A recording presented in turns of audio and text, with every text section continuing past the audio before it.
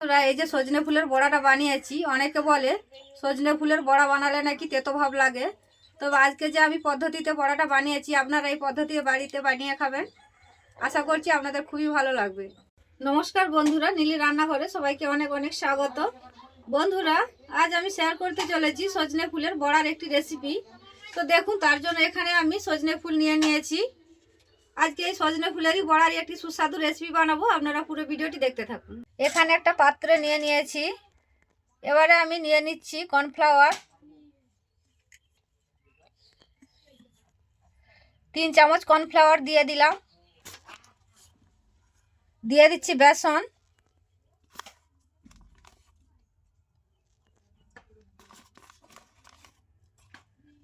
তিন চামচ বেসন দিয়ে দিলাম একই সাথে। এবারে আমি দিয়ে দিচ্ছি আগে থেকে খুব ভালো করে ধুয়ে রাখা সজনে ফুল।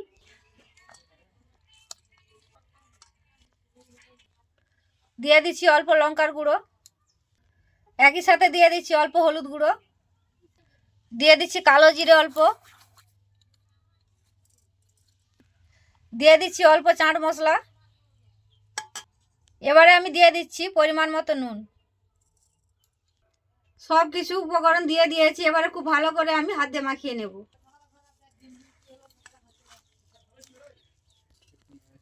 সজনে ফুল দিয়ে আগে খুব ভালো করে মাখিয়ে নিয়েছি। এবারে আমি অল্প জল দিয়ে দেব।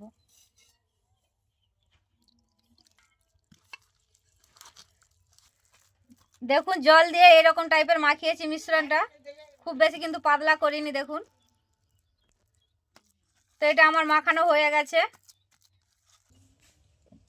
বড়াটা ভাজার জন্য আমি কড়াই বসিয়ে দিয়েছি। এবারে দিয়ে দিচ্ছি কড়াইয়ের মধ্যে সাদা তেল।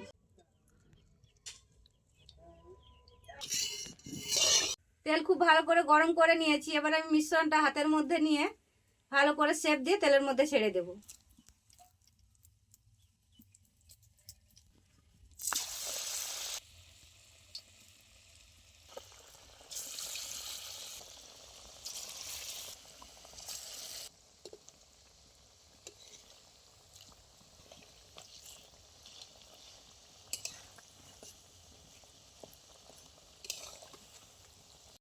এক পিঠ হয়ে গেছে, উল্টিয়ে নিয়েছি। তো একটু সময় নিয়ে হালকা আঁচে বড়াগুলো আমি ভেজে নেব। বড়াগুলো খুব ভালো করে লাল লাল করে ভেজে নিয়েছি। এবার আমি একটা প্লেটের মধ্যে তুলে নেব।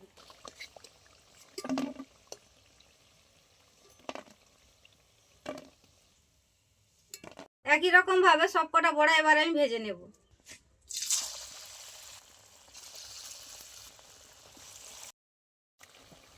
এই বড়াগুলো আমি খুব খাস্তা করে ভেজে নিয়েছি। এবার তুলে নেব।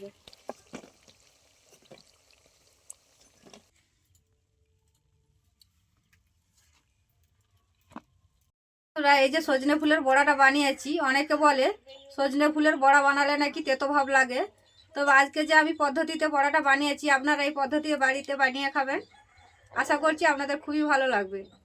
আজকের এই রেসিপি যদি আপনাদের ভালো লাগে, অবশ্যই লাইক কমেন্ট করবেন এবং আমার পাশে থাকবেন। এবং আপনারা ভালো থাকবেন। দেখা হচ্ছে অন্য কোনো রেসিপিতে।